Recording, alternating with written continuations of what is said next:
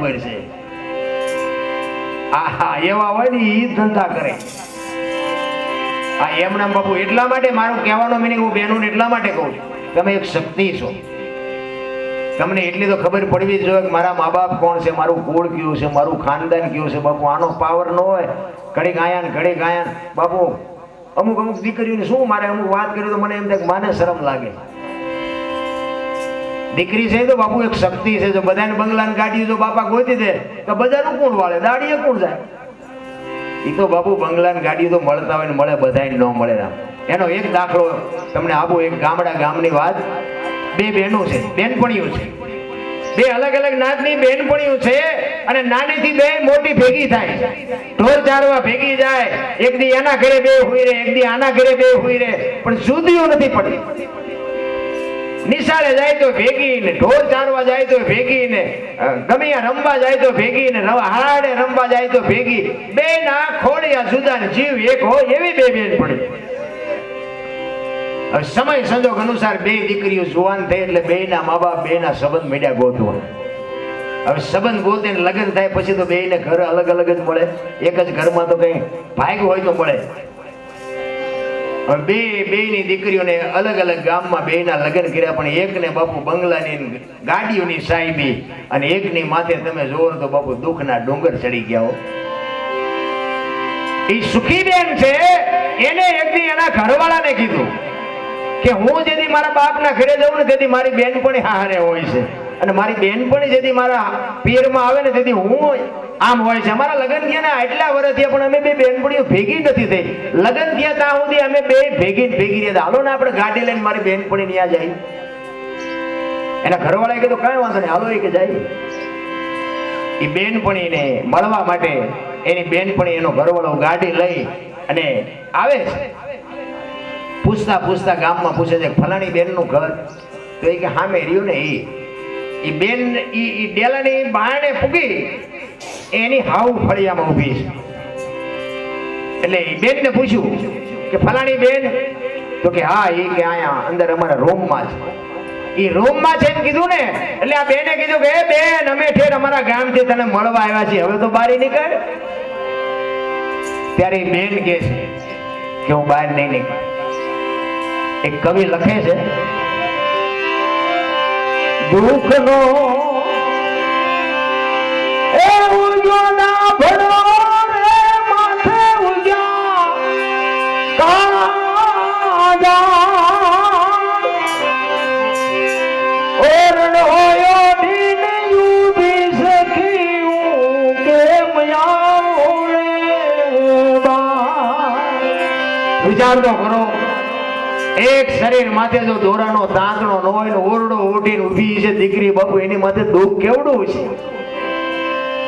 ઈ કે હું બહાર નહીં નીકળું, તું મને મળવા આવી છો એ વાત બરોબર છે, પણ તારે મારું મોઢું જોવું હોય તો આ બારણાની તિરાડમાંથી નજર કરી લે, હું બહાર નહીં નીકળું.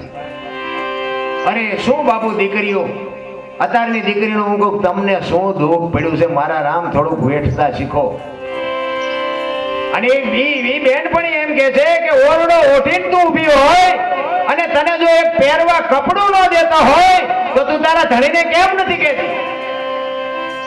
ત્યારે એ બેન કહે છે નાની નાનગડી છે લાડકી રે હાઓ માથાનો કાયર છે મારો કંસડો સખી કેમ આવું રે બા. ઈ કે મારો ઘરવાળો એની બાને પૂછ્યા વગર પાણી નથી પીતો, એ મારી શું આ વાત કરે. એવા હાવ નમાલા ન થતા મારા રામ, હું પુરુષોને કહું છું કઈક ન્યાય અન્યાયની તો મારા બાપ ખબર પડવી જોઈએ. આપણી દીકરીઓ કોકના ઘરે હોય, આપણે કોકના ઘરેથી ને કોકની દીકરીઓ લઈ આવ્યા છે. ઈ કે પણ તો આવું જો જીવન હોય ને, એની બેનપણી આવી એમ કે છે કે આવું જીવન હોય તો તને 1 લીટર દવા નથી મળતી, મરી જવાય. ત્યારે એ દીકરી કહે છે કે મને બધીએ ખબર પડે તું મને શું શીખડાવતી હતી, પણ આ મારા ફૂલડા જેવા બે બાળકો છે ને ઈ મને જે હુકા રોટલા દે ને ઈ હું મારા સંતાનને ખવડાવીને મોટા કરું છું. આ મારા છોકરા મને ગળે વળી ગયા છે, નકર હું અત્યાર સુધી જીવું નહીં. શું દુઃખ તમને મને પડ્યા.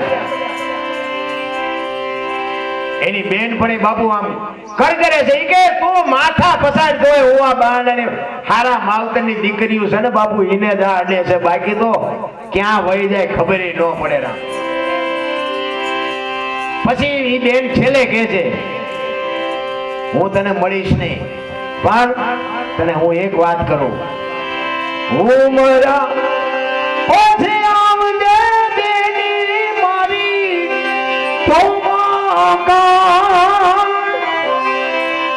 મહાણે મારી રાખ રોતી હશે કેમ આવું રે હું બહાર નહીં આવું અને હું મારા મોત આવ્યા પહેલા મરી જઈશ. મારું આયુષ્ય ને એથી ઓછા આયુષ્યમાં હું મરી જવાની છું, અને હું મર્યા પછી તને ખબર પડે ને તો મારી કાણે આવી ને તો મારા ઘરે નો આવતી. એ કે શમશાનમાં જાજે મારી રાખ નો ઢગલો હોય ને ત્યાં કાન માંડજે, મારી રાખ રોતી છે. તું રાખ ઉપર તું વિચાર કરજે કે મારી માથે દુઃખ કેવડું છે. શું આ ભારતની દીકરીઓ બાપુ બેઠું છે. તમને મને બાપુ કાંઈ વાતમાં હોય ને આખા ઘરને ધંધે લગાડે એને દીકરીઓ નો કહેવાય. રામ મેં હમણાં કીધું એમ 60-60 વર્ષની હોય ને સબે રમતી હોય, શું ઈ જગતનું ઉજળું કરે. રામ કાંઈ છે નહીં વાતમાં.